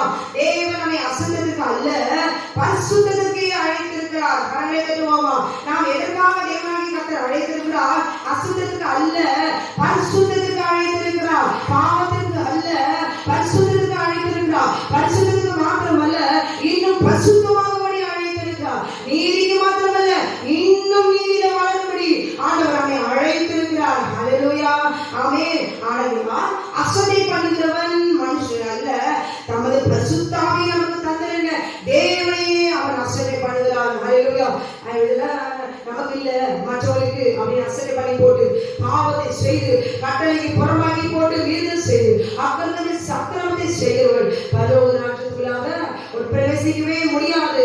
மாம்சத்தின் கிரியில் அழிக்க கற்றுக்கொள்ள வேண்டும், எதிர்த்திருக்க கற்றுக்கொள்ள வேண்டும், போராட கற்றுக்கொள்ள வேண்டும், அடக்கி ஆள கற்றுக்கொள்ள வேண்டும், சரீரத்தின் ஆவியில் வருகிற உணர்வுகளை அடக்கி ஆள கற்றுக்கொள்ள வேண்டும். ஆமென். அப்ப நாம பிதாவாகிய தேவனை கட்டளை புறமாக்கி போட்டவர்கள் முதலாவது என்ன செய்யறாங்க? விசாரணைக்குள்ளாக போகிறார்கள். விசாரணையாலே வந்த பிறகு அவர்கள் என்ன செய்ய வனாந்தரத்திலே பேதர்களாய் விழுந்தார்கள். உண்மையாய் இந்த காலேபும் யோசேப்பும் மாத்திரம்தான் தேவனாகிய கர்த்தரிடத்திலே கிருபை பெற்றுக்கொண்டார்கள். ஹல்லேலூயா. இதை கேட்டுக்கொண்டிருக்கிற அருமையான சகோதரியே, ஜீவ புஸ்தகத்திலிருந்து என் பேரை திருப்பி போடும் என்று சொல்லி மோசே சொன்னாலும் சரி, யார் சொன்னாலும் சரி, தேவனாகிய கர்த்தர் அதற்கெல்லாம் ஆண்டவர் மன்னிப்பு கொடுக்க மாட்டார். ஜீவ புஸ்தகம் என்பது அவர் ஜீவன் உள்ளவர், அவர் வார்த்தை, அவர்தான் ஜீவனாயிருக்கிறார். ஜீவன் என்றால் அவர்தான் வார்த்தை, அவருடைய சுவாசம். ஹல்லேலூயா. ஆதியாகமம் 2வது வசனத்துல அவர் மனுஷனை ஆதாமை உண்டாக்கி மண்ணினால் மனிதனை உண்டாக்கி ஜீவ சுவாசத்தை அவர் நாசியிலே அவர் ஊதினார் என்று எழுதப்பட்டிருக்கிறது. ஹல்லேலூயா. ஆமென். அந்த வார்த்தை நமக்கு ஜீவனாய் இருந்தது. அந்த ஜீவன் நமக்கு எப்படிப்பட்டதாய் இருந்தது? ஆமென். நமக்கு அது ஒளியாய் காணப்பட்டது. அந்த ஜீவன் மனுஷனுக்கு ஒளியாய் இருந்தது. யோவான் 1வது அதிகாரம் 3வது வசனத்துல அவர் ஆதியிலே தேவனோடு இருந்தார், சகலமும் அவர் மூலமாய் உண்டாயிற்று, உண்டானதற்கும் அவராலே உண்டாகவில்லை, அவருக்குள் ஜீவன் இருந்தது, அந்த ஜீவன் மனுஷனுக்கு ஒளியா இருந்தது. கரங்களை தட்டுவோமா? அந்த ஜீவன் நமக்கு எப்படி இருக்குது? ஒளியா இருக்குது. ஜீவ சுவாசத்தை தேவனாகிய கர்த்தர் ஆதாமுக்குள்ளாக அவர் ஊதினார். அந்த ஆவி ஒவ்வொரு மனுஷனுக்கும் இருக்கிறது. ஆவி யாருடையது? அவருடையது. அவருடைய ஜீவன், அவருடைய ஜீவன் அவருக்கு தான் சொந்தம். அவருடைய ஜீவனை அசுத்தத்துக்கு ஒப்பு கொடுக்கும் போது அந்த ஜீவனுக்கு விரோதமாய் பாவம் செய்கிறோம். ஹல்லேலூயா. அப்ப கர்த்தருடைய கோபத்தை நாம் தூண்டி விடுகிறோம். வெளிப்படுத்தல் 3வது அதிகாரம் 5வது வசனம், யார் 10 கட்டளையின்படி தன்னை சுத்திகரித்துக் கொள்கிறார்களோ, ஆமென், பிதாவாகிய தேவன் அவரே என்று சொல்லி நான் ஏற்றுக்கொள்கிறேன். ஆனால் 6 கட்டளையில் வருகிற பாவத்தை நான் விடுவதும் எழுவதுமா, நான் விடுவதும் எழுவதுமா, இதோ நிரந்தரமாய் பூரணமாகாதபடி நான் பலவீனப்பட்டு போகிறேன், என்னால் முடியவில்லை என்று சொல்வீர்களானால் உங்களுடைய காலத்தை கர்த்தர் அவர் உங்களுக்கு பரிதாபம் கொள்வார். ஹல்லேலூயா. பரிதாபம் கொண்டு உங்களை மன்னித்து நீங்கள் செய்த பாவத்திலிருந்து ரத்தம் சிந்த வைத்து தண்டித்து உங்களை பரிசுத்தமாக்கி தேவனாகிய கர்த்தர் ஜீவ புஸ்தகத்தில் நாமத்தை நாண்டவர் அவர் எழுதுவார். ஹல்லேலூயா. மாத்திரமல்ல, ஜெயம் கொள்ளுகிறவன் எவனோ அவனுக்கு வெண்வஸ்திரம் தணிப்பிக்கப்படும். ஜீவ புஸ்தகத்திலிருந்து அவனுடைய நாமத்தை நான் கிறுக்கி போடாமல் என் பிதா முன்பாகும் அவனுடைய தூதர் முன்பாகும் அவன் நாமத்தை அறிக்கையிடுவேன். ஹல்லேலூயா.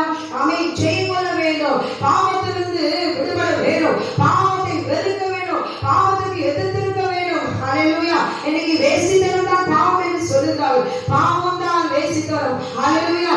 அந்த பாவத்தை விட்டு விலகி பரிசுத்தமாக்கப்பட்டவர்கள் மாத்திரமே ஜெயம் கொண்டவர்கள். அவர்களுக்கு தான் வெண்வஸ்திரம் கொடுக்க வேண்டும். அவருடைய நாமங்கள் ஜீவ புஸ்தகத்தில் எழுதப்பட்டிருக்கிறது.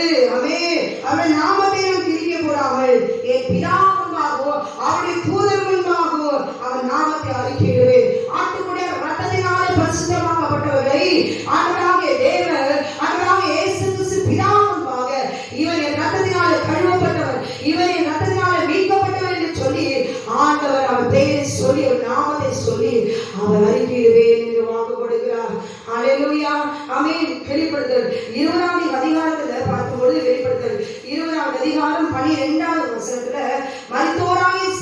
சிறியோரையும் பெரியோரையும் தேவனுக்கு முன்பாக நிற்க கண்டேன். அப்பொழுது புஸ்தகங்கள் திறக்கப்பட்டன. ஜீவ புஸ்தகம் எனும் வேறொரு புஸ்தகம் திறக்கப்பட்டது. அப்பொழுது அந்த புஸ்தகத்தில் எழுதப்பட்டவர்களின்படியே மரித்தோர் தங்கள் தங்கள் கிரியைகளுக்கு தக்கதாக நியாய தீர்ப்படைந்தார்கள். ஹல்லேலூயா, ஆமென். சமுத்திரம் தன்னில் மரித்தோரை ஒப்புவித்தது, மரணமும் தாராளம் தங்களில் மரித்தோரை ஒப்புவித்தன. யாவும் தங்கள் தங்கள் கிரியைகளின்படியே நியாய தீர்ப்படைந்தார்கள். ஹல்லேலூயா. ஜீவ புஸ்தகத்தில் எழுதப்படாதவன் எவனோ அவன் அக்கினி கடலிலே தள்ளப்பட்டான். ஹல்லேலூயா. ஜீவ புஸ்தகம் என்றால் என்ன? ஜீவன் ஆண்டவராக இயேசு கிறிஸ்து எபிரேயர் 10வது அதிகாரத்துல 7வது வசனத்துல எழுதப்பட்டிருக்கிறது. உலக தோற்றத்துக்கு முன்பாகவே அவர் அடிக்கப்பட வேண்டும் என்று தேவனாகிய கர்த்தர் அவரை முன்குறித்தார். ஹல்லேலூயா. ஆண்டவராக இயேசு கிறிஸ்து தன்னை ஒப்பு கொடுத்தார். அவர் ஒப்பு கொடுத்தபடியே ஜீவன், அந்த ஜீவன் நமக்காக அவருடைய சுவாசம், அவருடைய ஆவி, அவருடைய ஒளி எல்லாம் நமக்காக அவர் பிரிந்து போனதே.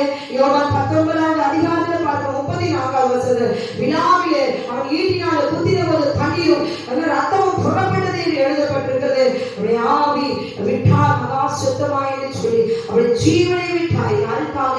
நம்முடைய பாவத்துக்காக அவருடைய ஜீவனை விட்டிருக்கிறார் அல்லவா? அந்த ரத்தத்தினாலே கழுவப்பட்டவர். இனி இந்த பாவம் நான் செய்ய மாட்டேன், இனி இந்த பாவத்திலிருந்து நான் பரிசுத்தத்துக்கு அர்ப்பணிக்கிறேன், ஆட்டுக்குட்டியா ரத்தத்தினாலே கழுவப்படுவேன், என்னுடைய நாமம் ஜீவ புஸ்தகத்தில் எழுதப்பட வேண்டும், நான் பரலோகத்தில் இருக்கிறவர், நான் பரலோக ராஜ்யத்துக்குரியவர்களாக மாற வேண்டும் என்று சொல்லி அர்ப்பணிக்கப்பட்டவர்களை தேவனாகிய கர்த்தர் அவர் முன்குறித்தவர்களை அவர் கொண்டு போய் அவர் சேர்க்க வல்லமையுள்ளவராக இருக்கிறார். ஹல்லேலூயா. நம்முடைய நாமங்கள், நம்முடைய பெயர்கள் ஜீவ புஸ்தகத்திலே எழுதப்பட வேண்டும். ஜீவ புஸ்தகத்திலே எழுதப்படாதவன் எவனோ அவன் அக்கினி கடலிலே தள்ளப்பட்டான் என்று எழுதப்பட்டிருக்கிறது. ஹல்லேலூயா.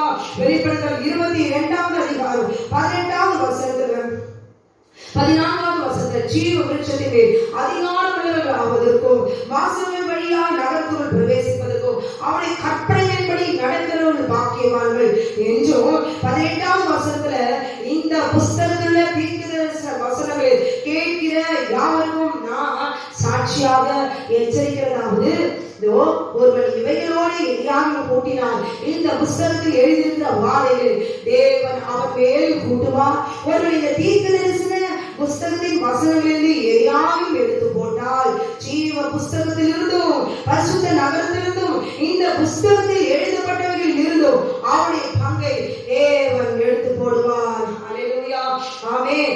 இந்த வேத வசனத்திலிருந்து வார்த்தையிலிருந்து இதோ ஒன்றையும் கூட எடுத்து போட்டு புறமாக்கி அர்த்தம் சொல்லுகிற ஒருவரும் அந்த ஜீவ புஸ்தகத்தில் மாத்திரமல்ல பரலோக ராஜ்யத்துக்குள்ள உள்ள பிரவேசிக்க முடியாது. ஹல்லேலூயா.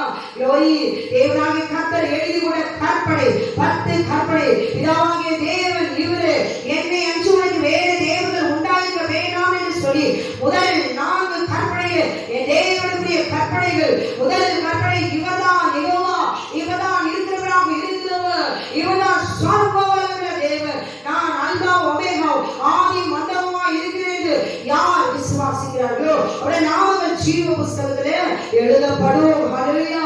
ஓய்வு நாளை பரிசுத்தமாய் ஆசரிக்க நினைப்பாயாக என்று எழுதப்பட்டிருக்கிறது தேவனுடைய கட்டளைகளிலே. இதான நாளிலே பரிசுத்தமாய் ஆசரிக்க கற்று ஆசரித்தே ஆக வேண்டும். இவர்கள் ஜீவ புஸ்தகத்திலே எழுதப்பட்டவர்கள், எழுதப்படுபவர்கள். ஹல்லேலூயா. மீட்கப்பட்டவர்கள் என்று நாமத்தை தேவன் முத்திரை போடுவார். ஓய்வு நாளிலே நமக்கு அடையாளமாய் முத்திரை போடுவார். ஹல்லேலூயா. யார் நியாயத்திற்கு நாளில் வருவது முத்திரை போடப்பட்டவர்கள் இவர்கள் தான், ஜீவ புஸ்தகத்தில் எழுதப்பட்டவர்கள் தான். பிறப்பாக 6 கட்டளைகள் மனுஷன் கொடுத்த 6 கட்டளைக்கு இந்த ஜீவன் ஹல்லேலூயா ஜீவ புஸ்தகத்தில் அடிக்கப்பட்ட ஆட்டுக்குட்டியானவர் நான் தீர்ப்பு கொடுப்பார். ஆமென். யாருக்கு நியாயத்திற்கு கொடுக்கிறது யார்? அன்றைக்கு தூதனானவர் அவர் விசாரிக்கும் நாளில் வந்து விசாரித்தார் இல்லையா? ஆமென். அவர் தீர்ப்பு கொடுத்தார் அல்லவா? இப்பொழுது அப்படியே நியாயத்திற்கு நாளிலே வரும்பொழுது அந்த 6 கட்டளையின்படி பரிசுத்தமாக, பரிசுத்தத்துக்கு இடப்படாதபடி அசுத்தத்துக்கு இடம் கொடுத்தார்கள். அக்கினி கடலிலே தள்ளப்படுவார்கள். பரிசுத்தத்துக்கு அழைக்கப்பட்டவர்கள் தேவனுடைய நாமத்துக்கு பரலோக ஜீவ புஸ்தகத்தில் எழுதப்பட்டபடி அவர் பரலோக ராஜ்யத்துக்காக முடியாதவர் ஜீவ புஸ்தகத்தில் இதோ அவர் பேரை பார்த்து விடாசமாகவோ சூழலுக்காகவோ அவர் நாமத்தை அறிவிப்பாராம். பிதாவே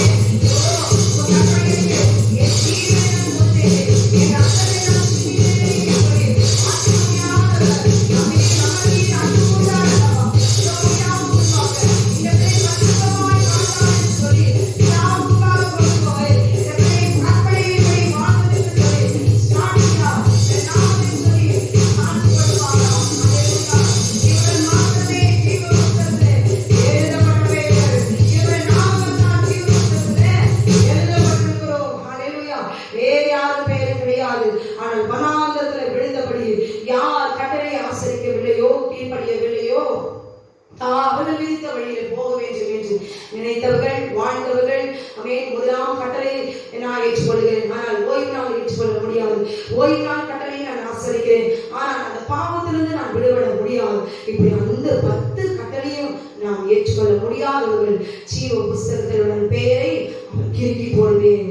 விசாரிக்கிறனால் அவர் மரித்தோரை எழுப்பி விசாரிக்கும் பொழுது அக்கினி கடலிலே தள்ளப்படுவார்கள் என்று எழுதப்பட்டிருக்கிறது. ஆமென். அப்படியானால் பாவம், வேசித்தனம் இதில் பார்க்கும் பொழுது கர்த்தருடைய கட்டளை அநேக காரியங்களை தேவனாகிய கர்த்தர் நமக்கு அவர் அறிந்து கொள்ளக்கூடிய ஒரு தருணத்தை நமக்கு தந்தார்.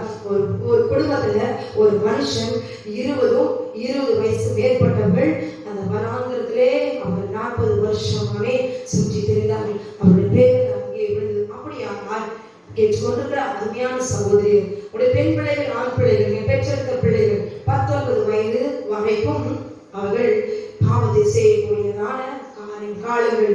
அந்த 19 வயசுல வேசித்தனமோ பாவமோ கர்த்தருடைய கட்டளை மீறி எப்படிப்பட்ட அசுத்தத்தையும் செய்யக்கூடியதான காலங்கள் என்பதை புரிந்து கொள்ள வேண்டும். இந்த 19 வயதுக்குள்ளாக எதையோ ஒரு பாவத்தை கட்டளைக்கு மீறி வேசித்தனமோ விபசாரமோ அல்லது தேவனுடைய கட்டளை மீறி அவரால் அடிக்கும்படி, விசாரிக்கும்படி, மன்னிக்க முடியாதபடி குற்றத்தை செய்யும்படியான பாவத்தை செய்யும்படி அவன் என்ன செய்வான்? சத்துரு அவங்களை தூண்டி விடுவான். அப்ப இந்த 19 வயசுக்குள்ள ஒரு பிள்ளை சப்போஸ் ஒரு பாவத்தை செய்து ஒரு விபசாரத்தையோ ஒரு வேசித்தனத்தையோ ஏதோ ஒரு செய்துட்டு இருந்தான், அந்த பிள்ளை விசாரிக்கிற நாட்கள் வரும்பொழுது அந்த பிள்ளை குணாந்தரத்தில் விழுந்து போகும் என்பதை நீங்கள் மறந்து விடாதீர்கள். ஹல்லேலூயா. 19 வயசுக்குள்ள எல்லாம் முடிந்து விட்டது, காலேஜ் எல்லாமே ஸ்டடிஸ் எல்லாம். இந்த காலத்துல அந்த பிள்ளை எப்படியோ தேவன் முன்குறித்த பிள்ளைகளை மாத்திரம் பொல்லாத பிசாசு கட்டளைக்கு விரோதமாக மீற வைத்து அவர்களை பாவத்தில் விழ வைப்பது உறுதி. ஆமென். ஹல்லேலூயா. ஊழியக்காரருடைய பிள்ளைகள், கர்த்தருடைய பிள்ளைகள், கர்த்தருக்கென்று தன்னை அர்ப்பணித்த பிள்ளைகள் பரிசுத்தமாக இருக்க வேண்டும். சிறு பிள்ளைகள், வாலிப பிள்ளைகள், இந்த 19 வயது வரைக்கும் நீங்கள் பரிசுத்தமாக நீங்கள் இருப்பீர்கள். ஆனால் 20 வயது மேற்பட்டவர்கள் சொன்னபடி அந்த சாபத்தில் பேர்கள் வராததிலே விழாதபடிக்கு ஒரு பிள்ளைகள் இந்த 19 வயது வரைக்கும் நீங்கள் பரிசுத்தமாக தேவனுடைய ராஜ்யத்துக்குள்ளாக அவருக்கு விரோதமாக பாவம் செய்யாதபடிக்கு ஒரு பிள்ளைகளை பரிசுத்தத்தில் நீங்கள் பாதுகாத்து வளர்ப்பதற்கு உங்களை நீங்கள் அர்ப்பணியுங்கள். ஹல்லேலூயா. ஜீவ புஸ்தகத்தில் எழுதப்பட்டவர்கள் மாத்திரம்தான் பரலோக ராஜ்யத்துக்குள்ளாக உள்ளே பிரவேசிப்பார்கள். ஏன்? அந்த 3ஆம் நாளில் உயிர்த்தெழுவேன் சொன்னாரு. கர்த்தருடைய வார்த்தையை அவர் அசட்டை பண்ணினார். அப்படி ஸ்ரீசர்களே மறந்து போனார். பூட்டப்பட்ட அறைக்குள்ளே உட்கார்ந்திருந்தார்கள். கர்த்தர் வந்தார், வந்து கடிந்து கொண்டார். ஹல்லேலூயா. அவர் சொன்னதை நினைவு கூர்ந்தார். மறுபடியும் சொன்னார். அவருடைய பிள்ளைகள் தன்னை அவர்கள் சொன்ன வார்த்தையை நினைவு கூர்ந்து விசுவாசித்தார்கள். அவர் உயிர்த்தெழுந்து போன பிறகு அப்போஸ்தலர் 1ஆம் அதிகாரத்தில் அவர் உயிர்த்தெழுந்து போன பிறகு அவர் என்ன சொன்னார்கள்? அவர் 3ஆம் நாள் நாம் சொன்னபடியே அவர் உயிர்த்தெழுந்தார் என்று சொல்லி அப்போஸ்தலர் அதற்கு பின்பாக ஒரு ஆகமத்தை வாசிச்சு பாருங்க. அவர் உயிர்த்தெழுந்ததை குறித்து பிரசங்கித்ததனால அவர்களையும் அவர்கள் கொலை செய்தார்கள். ஆமென். ரத்த சாட்சியாய் அவர்கள் மரித்தார்கள். காரணம் என்ன? அவர் இத்தனை அடையாளங்கள் சொல்லி நான் 3ஆம் நாளில் உயிர்த்தெழுவேன் என்று சொல்லி அவர்கள் விசுவாசிக்கவில்லை. ஹல்லேலூயா. ஆண்டவராகிய அத்தனை எகிப்திலும் வனாந்தரம் செய்த அடையாளங்களையும் அற்புதங்கள் செய்தோம், அவர்கள் விசுவாசிக்கவில்லை. ஆமென். இதை கேட்டுக்கொண்டிருக்கிற அருமையான சகோதரி, குடும்பத்தில் கடன் பிரச்சனைகளோ அல்லது உங்களுடைய கணவனான பிரச்சனைகளோ எந்த வியாதியும் கொலைகளையும் பஞ்சமோ எதுவா இருந்தாலும் கர்த்தர் அவர் நேர்த்தியாய் கொடுக்கிற பாதைகள் செங்கடலை பிளந்து அவர்களை கொண்டு போக முடியும். வனாந்தரம் சுற்றி அந்த தேசத்துக்குள்ளாக கொண்டு போக வைக்கவும் முடியும். மனமடியும் வரும், சோறு வரும், வியாதி வரும், பலவீனம் வரும், பாவம் நம்மை தாக்கும். ஆனாலும் அவருடைய கட்டளைக்கு கீழ்ப்படிந்த நடந்த காலேபும் யோசுவாவும் போல எந்த சூழ்நிலையும் உண்மையை சொல்லிக் கொண்டு இருப்போம். ஆனால் கானானுக்குள்ளாக உட்பிரவேசிக்க முடியும். கர்த்தர் சாட்சியாய் நம்மை நிறுத்துவார். அங்கே அவர் சாட்சியாய் காலேபும் யோசுவாவும் தவிர ஆமென் அவர்கள் உயிரோடு இருந்தார்கள். கானான் தேசத்துக்குள்ளாக உட்பிரவேசித்தார்கள். ஆமென். அப்படியே நாம் பரவாகிய தேவனுக்கு ஜீவ புஸ்தகத்தில் எழுதப்பட்டபடியே நம்மை கொண்டு போய் என் ஆண்டவர் நம்மை சேர்ப்பார். ஹல்லேலூயா. ஆமென். கர்த்தருடைய கட்டளைக்கு கீழ்ப்படிந்து நடங்கள். 10 கட்டளைக்கும் கீழ்ப்படிந்து நடங்கள். உங்களுக்கு ஒன்று சொல்லுங்க, முதல் 4 கட்டளை நீங்கள் கண்டிப்பா அதை விசுவாசத்தை நீங்கள் ஏற்றுக்கொள்வீர்கள். ஆனால் மீது 6 கட்டளைகளை நீங்கள் பாவம் சப்போஸ் நீங்கள் செய்தாலும் செய்திருந்தாலும் மன்னிக்க முடியாத குற்றத்தை நீ செய்திருந்தாலும் கர்த்தர் மன்னித்தேன் என்று சொல்லுகிறார். அப்படியானால் இன்னைக்கு நாம் எந்த தேவனால மன்னிக்க முடியாத குற்றம் இருந்தாலும் கர்த்தர் அதை மன்னித்தேன் என்று சொல்லுகிறார். நமக்கு ஒரு மன்னிப்பு உண்டு, ஏனென்றால் ஆட்டுக்குடைய ரத்தம் சிந்தப்பட்டிருக்கிறது. ஹல்லேலூயா. ஆனால் தண்டனை உண்டு. அந்த தண்டனையை நாம் பெற்றுக்கொண்டு ரத்தத்தை சிந்தி அந்த கானான் தேசத்துக்குள்ளாக உட்பிரவேசிப்பதற்கு நம்மை தாண்டுவோமானால் நிச்சயமாகவே பிதாவாகிய தேவன் நம்மை முன்பாக சென்று தூதனாக நம்மை கொண்டு போய் சேர்ப்பார். ஹல்லேலூயா. ஆமென். பிதாவாகிய தேவன் எழுதி கொண்ட கட்டளைக்கு கீழ்ப்படிந்து இந்த தேவன் சொன்ன ஓய்வு நாளிலே பரிசுத்தமாய் அவரை ஆசரிக்க நினைப்பீர்களாக. ஜீவ புஸ்தகம் என்பது சாதாரண புஸ்தகம் அல்ல, நமக்காக ஜீவனை கொடுத்தவர் எழுதின புஸ்தகம். அவரே நியாயாதிபதி, அவரே நியாயத்திற்கு கொடுக்கிறவர். உங்களுடைய பெயரும் எங்களுடைய பெயரும் கேட்டுக்கொண்ட சகோதரியே, உங்களுடைய பெயர் புஸ்தகத்தை நான் பார்க்க வேண்டும், எங்களையும் நீங்கள் பார்க்க வேண்டும். இதை கேட்டுக்கொண்ட வார்த்தை உங்களை கிரியை செய்வானாக. கர்த்தருடைய வார்த்தை உங்கள் மாசத்துக்குள்ளாக இறங்குவானாக. ஆமென். தங்களை மூடி நாம் செபிப்போம். நேசிக்கிற அன்பின் பரலோக பிதாவே, இதோ என் ஆண்டவரே, ஜீவ புஸ்தகத்தில் என்னுடைய நாமங்கள் எழுதப்பட்டிருக்க வேண்டும். அப்பா, நீ எழுதியிருக்கிறபடி உடைய வார்த்தையின்படி எங்களுக்காக நீ ஜீவனை தந்திருக்கிறேன் என்றும் மன்னிப்பை பிதாவிடத்தில் நீ பெற்றுக் கொடுத்திருக்கிறேன் என்றும் ஒரு ரத்தம் எங்களுக்காக பரிந்து பேசும் என்பதை நாங்கள் விசுவாசிக்கிறோம். எங்களை குற்றக்குறைகளை நீ மன்னித்து ஜீவ புஸ்தகத்தில் எழுதப்பட்டிருக்கிறபடி பரலோக ராஜ்யத்துக்குரியவர்களாய் எங்களை மாற்றுவீராக. கேட்கிற ஒவ்வொரு ஆசைகளையும் பரிசுத்தப்படுத்தும், பிரயோஜனப்படுத்தும், உமக்காக சாட்சியாக இருக்கும். ஆமென். இயேசுவின் நாமத்தில் கேட்கிறோம் பிதாவே. ஆமென். ஆமென். கர்த்தர் தாமே உங்களை ஆசீர்வதிப்பாராக. ஆமென்.